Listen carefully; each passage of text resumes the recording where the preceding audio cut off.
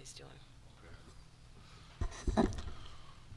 I'd like to call this meeting to order. Please rise for the Pledge of Allegiance. I pledge allegiance to the flag of the United States of America and to the republic for which it stands, one nation, under God, indivisible, with liberty and justice for all.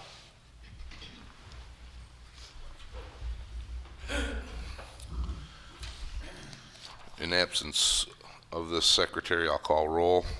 Larry Roman's present. Janet Chick. Here. Mr. Zarzecki is absent with notice. Mr. Kuzno. Mr. Iaquino. Here. Ms. Infante is absent with notice, and as is Mr. Dwyer, absent with notice. Everybody received a copy of the agenda. I make motion we approve. Support. Supported by Mr. Iaquino. Any questions on the motion? Seeing none, all in favor indicate by saying aye. Aye. Opposed? Ayes have it. Call to the public. Anyone wishing to address the Planning Commission may step up to the podium, state your name and address, give you 3 minutes to speak to the Planning Commission. None tonight? Thank you. So there's no clarifications from commissioners. Correspondence, I did receive none. Correct, Ms. Bird? No public hearings tonight. Reports from committees. Board of Trustees, Ms. Chick. Board of Trustees met February 27th. It was a fairly short meeting. The biggest item that would be pertinent to the Planning Commission is that the township manager and the supervisor had been attending seminars for a program called Redevelopment Ready Communities, and the question was, did the township want to investigate the possibility of participating in that program? We were presented with a packet of material. Basically what it is that we have to do, it's a very comprehensive evaluation. It evaluates every aspect of the township, our master plan, our capital improvement plan, policies, board members, trustees, planning commission, just about everybody that works within the township and what their capacity is, as well as, you know, our vision for the future.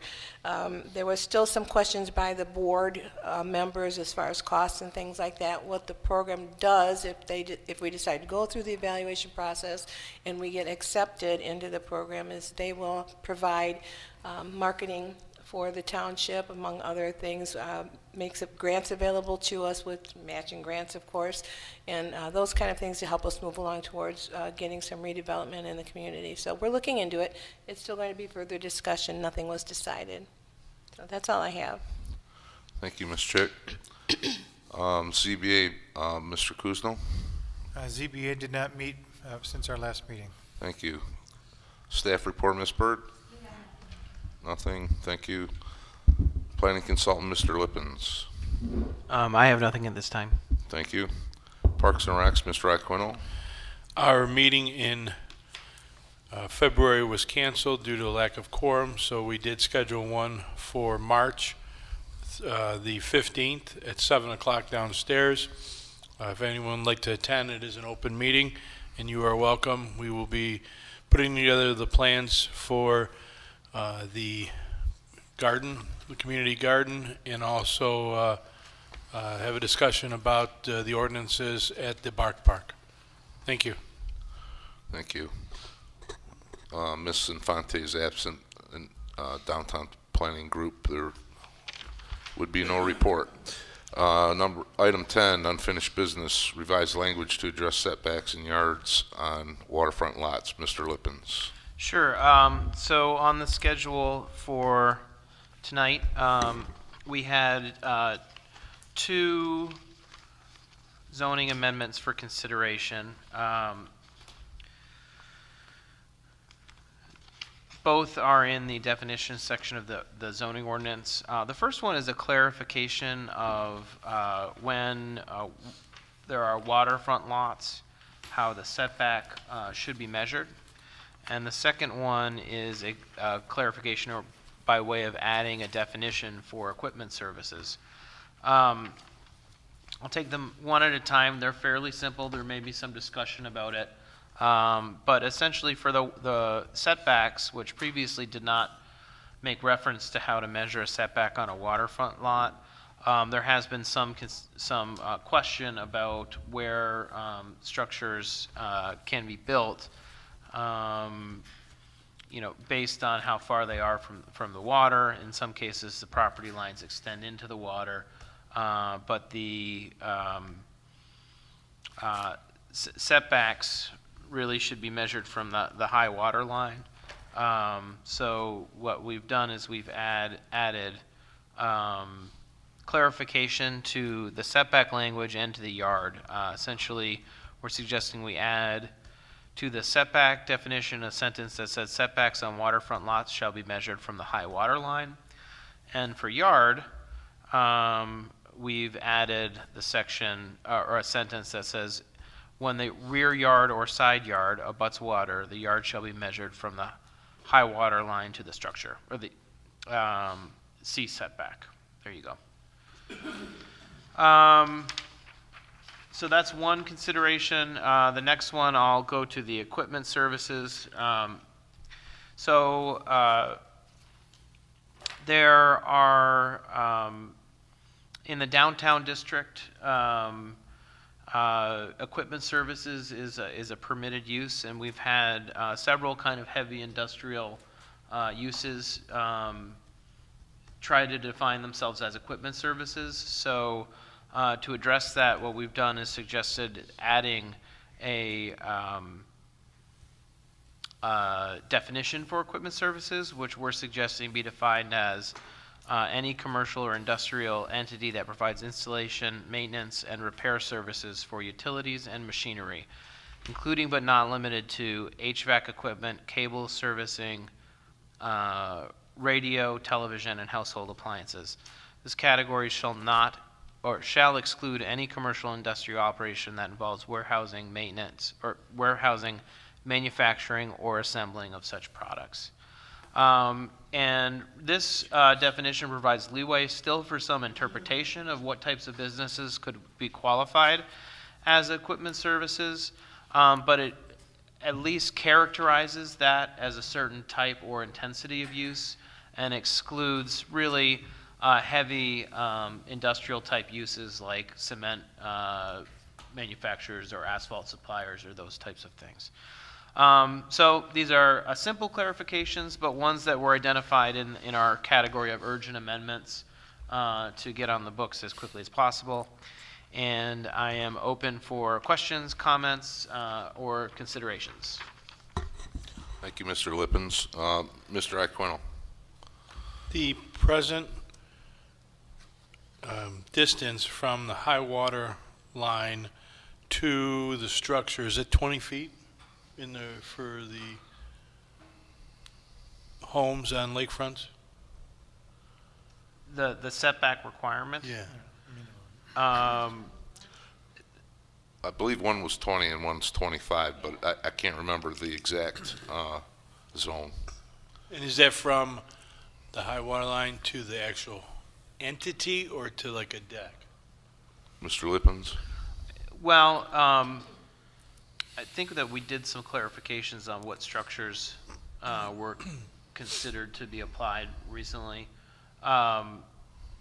And the purpose of that was to make sure that people didn't, by separating a deck from the house, kind of come through a loophole.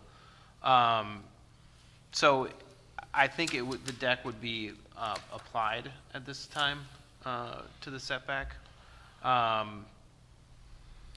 And I think that this clarification is how it has been measured, but it's really to provide some justification to how it's been measured, so that there's no questions in the future. Thank you. One thing about decks, they become, the problem comes when people put a roof over a deck or enclose a deck in the future. So that basically, you may have a deck and then sometime down the road a roof pops up. Well, then that's changing the building line. And then some people, you can go as far as to enclose it. So again, I'm not opposed to having a deck within that area, but I know what happens in reality, so I see the point though of it. Mr. Kuzno. What are we calling the high water line? I mean, does it fluctuate? I guess the question is, does it fluctuate seasonally? Yes. Okay, so who's going to the trouble of measuring the highest point out there in terms of determining where this magic line is set? I guess They'd have to that's have a the survey, tricky is that part. right? Yeah, I mean, I guess we could require a survey. We could think of a but it could be- a it better could way be, of defining it. In the middle of summer, it could be in the middle of spring. It'd be two different lines, right? Or if we're calling it the high water line, are we calling it the high water line for that year, for the past 10 years? I mean, who knows? I mean, it's kind of it's an ambiguous statement. Let's put it that way. A suggestion to that comment would be average between, measured from the average high water line. Maybe Perhaps. even over a course of time. Yeah. Ms. Chick? Yeah, basically, that was my question too, because the water line changes every year and every season. And even if you wanted an average, you have to have somebody going out there and measuring it every year to find out where the average is. So I think it's a little difficult to have that phrase, even an average of a water line. I think people know by eyeballing it that live on the lake where their water line is when it's been its highest, but that doesn't help us in this issue. So maybe it should be the feet. Mr. Aquino? There is an established high lake level that was established by the county, and it is, I can't remember the exact footage, but we do reach that at least in the last 15 years, we've reached that in the springtime. So we have reached that high legal limit in the spring.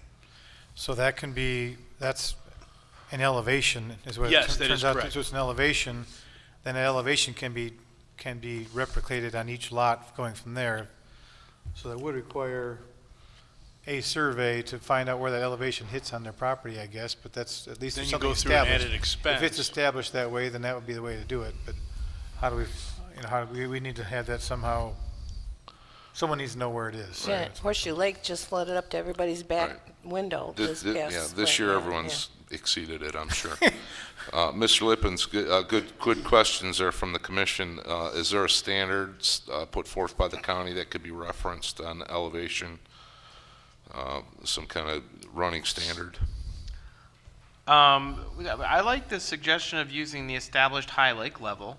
And then that could be noted on a survey if there's a question about where to measure it from. So to your knowledge, is that a document, who provides that? Is it the county The Drain Commission. Drain does. Commission? So how would we phrase that at this? We could say established high lake level as currently defined by the Washtenaw County Drain Commission. Okay, do you want to put forth that that language? I mean, if the commission's okay with that, can we readjust your memo or your notation so that we can reflect that change tonight? Yeah. Okay. Another quick question. Yes, Mr. Kuzno. Is there a outlet, is there anything that controls the lake level at all? Is there a stream that outlets from the lake, and is there a dam or some sort or anything like that? So I can answer that Yeah. if you like. Mr. Aquino. So there is a pump that comes in the southwest corner of the lake, right between Harbor Cove, their beachfront area, and the Methodist Church. There's a 36-inch discharge line from a pump that pumps in from the creek, the Horseshoe Lake Drain Creek, which is actually behind Harbor Cove Apartments. And you can only pump water into Whitmore Lake when there is adequate water in that creek. And then also, adversarially, there's a dam there that if you pulled the boards on the dam, it would actually act as a reverse weir where from, if the lake level was too high, it could flow back into the creek as long as the creek level wasn't, Right. higher than the point of what you want to reach on Whitmore Lake. Okay. Is that controlled by the Drain Commission? Yes, sir, they control that. Ms. Chick? So if we're going to establish that high water line, does that require someone who wants to put something in their backyard or side yard to have a survey done before they can do it? And is there a cost involved to that for the petitioner? Yeah, if they're gonna hire a surveyor or a engineer to, yeah, they have to Yep. figure it out But, somehow. but they, that person. Only if it's in question. Right, that person would have access to the elevation, I'm assuming. They would have a given elevation from the county record. Yeah, but you need to know what your elevation is on your property and where that Right. where that lands on your lot, so. I mean, So I'm not familiar with their system, so do they have, I guess, where are they basing their grade from, or their elevations off of? like a USGS, probably. US Geological Survey has established all the grades in the county, so. Okay, And there's the GIS maps and eWashington Map It, or what it's called, Map Washington. That has contours on it, but they're 2-foot contours. They aren't like precise. Now, Right. again, I don't know how often this is going to come up in our. I mean, isn't the lake pretty much built out at this point in time? But people want to add, I guess. right, it comes for remodeling and additions and so forth, I guess. That would be the concern, the reason why this was brought up. Am I correct, Mr. Yeah, Lippens? and if that type of a structure were being built, it likely would require a survey anyway. So this shouldn't be really an added cost to doing, a building addition basically, or, that kind of a site improvement would require a survey to make sure you do comply with the setbacks. So it's up to the zoning administrator ultimately, on what they accept. So whatever that requirement is would have to be presented by the petitioner, or applicant. So. Any other discussion on this? The last one is the commercial services. Is that what it's called? Equipment services? Equipment services. I think you said it properly, but it says the warehousing and assembly of such projects on here versus products. Is that correct? Should it be products, the last line in that? Yeah, I think products makes more sense. I agree. Yep. Products.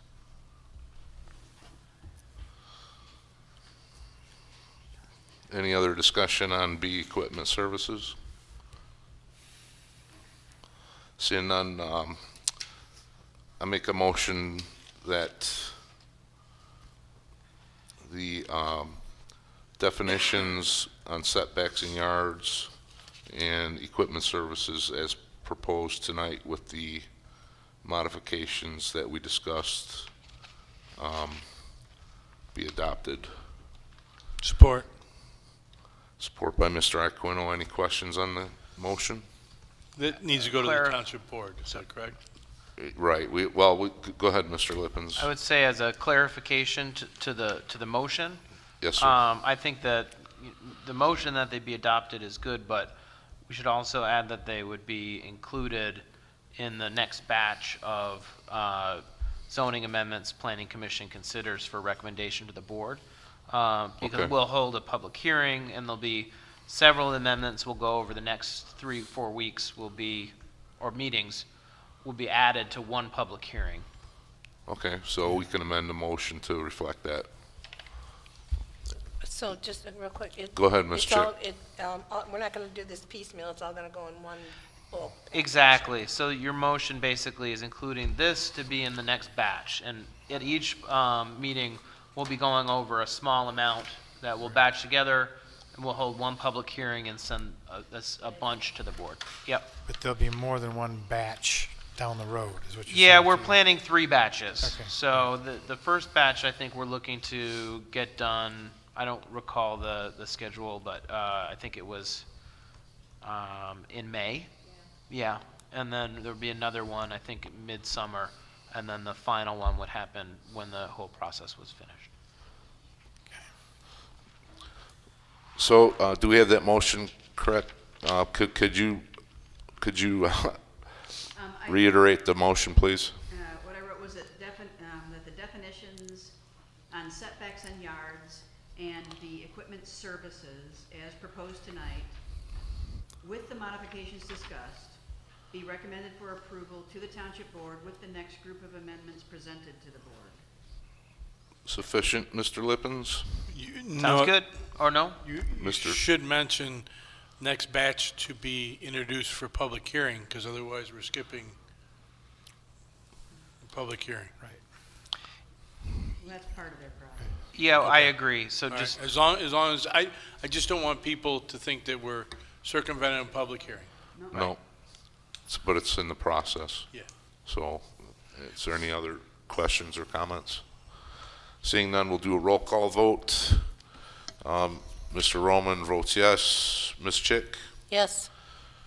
Mr. Kuzno? Yes. Mr. Iaquino? Yes. Who was the support on that? Mr. Iaquino. Thank you. And the motion carries.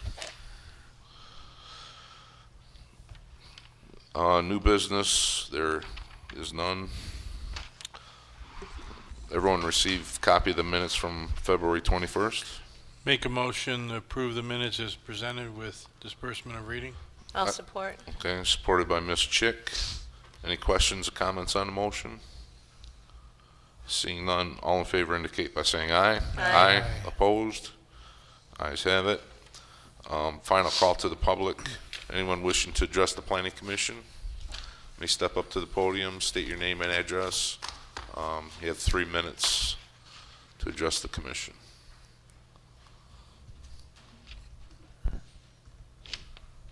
David, now you're on. Hi. Hi, guys. Dave Gordon, 5558 Helena Road. In the last couple of months, the Planning Commission approved the synthesis plan for the downtown redevelopment plan. It's been designed and put forward by the Downtown Planning Group. I was just curious, I had a couple questions. If it actually occurred the way it's envisioned, I'm curious how many more businesses would we really have downtown and how many more people would we have living downtown? Perhaps the planner could elucidate on that.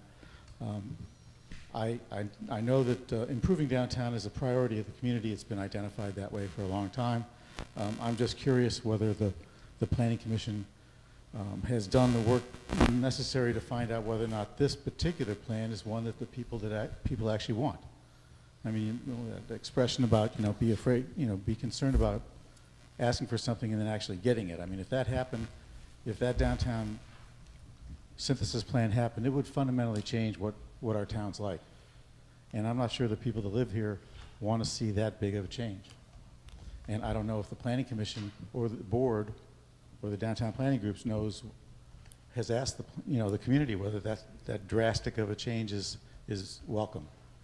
So I would hope that the Planning Commission, in your capacity as the premier body in terms of planning for our future, would do some homework in that regard and reach out to the community and ask them, would you like to see this big of an impact? I'm not even sure we know how big of an impact it would be.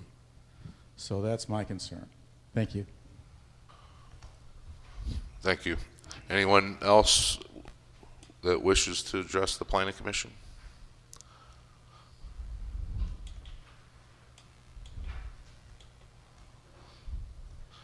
Okay. Seeing none, we'll move to comments from commissioners. Mr. Kuzno. None at this time, thank you. Myself, I will say, regarding the question from the public, I don't know the answer to those questions. This body already reviewed the plan. We had discussion regarding it. At this time, it's at the Board of Trustees. Possibly the questions posed would be better suited at that venue, but at this time, if I'm understanding you correctly, that the plan's in process, had the nod from the Planning Commission, so I'm not so certain that we would venture to go back to the beginning again on that, but that's just my comment. Ms. Chick? I just wanted to respond to Mr. Gordon as well. I think that it would be hard to put a hard number on it, only because it's gone out for proposals. We don't know what the proposals are going to look like. There could be, some dwellings, there could be a lot of dwellings, there could be none, we don't know.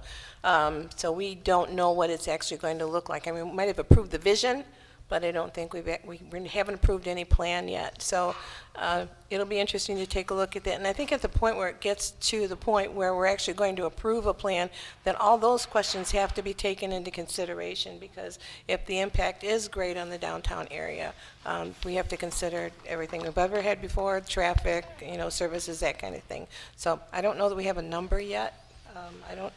Was there an anticipated number, Mr. Lippens, of like dwellings or people that would... The synthesis plan does include a number of dwelling units and tenant spaces. I don't recall those numbers right now. I don't have it in front of me.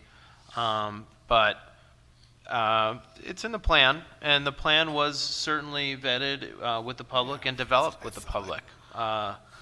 So I think there's been a lot of outreach about the vision, and a lot of people are excited about it. Thank you. Anything else, Ms. Chick? No, thank you. Mr. Aquino? Yes, I would like to respond to the two. I did attend. There was at least 4 different planning sessions that were open to the public in reference to formulating the concept that went out for RFQ. And as was stated, many people, it was very transparent. Many people were participating, and everything was open to the public for people to come and get involved if they so desired. So as a body of government here, you can't be more transparent than that, and then inviting developers to go ahead and put a conceptual plan together on one that would be beneficial to both, to the township residents and as well as the developer. So definitely I feel it was very transparent and very open to the public for their comments. Next, the pond hockey tournament that was held February 9th, 10th, and 11th was a great success. Brought in around 3,500 people per day to the community. The numbers that were reported to the township board didn't reflect financial, which I'll share a little bit. But we had also participants in the event from 10 different states, 6 provinces of Canada, and we had 105 teams, 95 volunteers, and financially, the tournament raised around $85,000 with about $55,000 in expenses. So hopefully we'll have a profit when it's all said and done, around $30,000 to use toward youth athletics. We are always looking for key sponsors, large sponsors, and to help offset that high expense cost. But we do put on a first-class tournament for those that attend and the public that comes, so it does get pretty expensive. Thank you. Thank you, Mr. Aquino. I'd like to announce the next regular meeting, March 21st, 2018. Is there a motion to adjourn? So support. Moved by Ms. Chick, supported by Mr. Aquino. Any questions on the motion? Seeing none, all in favor indicate by saying aye. Aye.